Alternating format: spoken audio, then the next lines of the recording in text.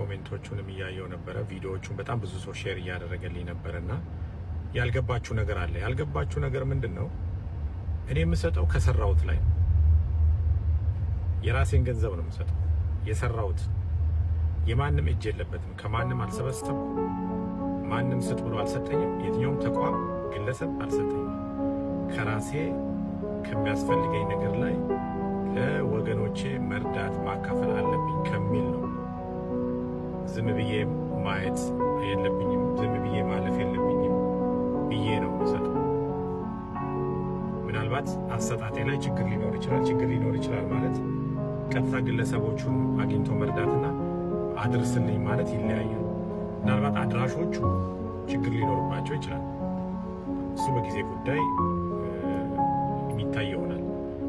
ብዙ ኮምፕሌኖች ይኖራሉ፣ ብዙ ጥያቄዎች ይኖራሉ።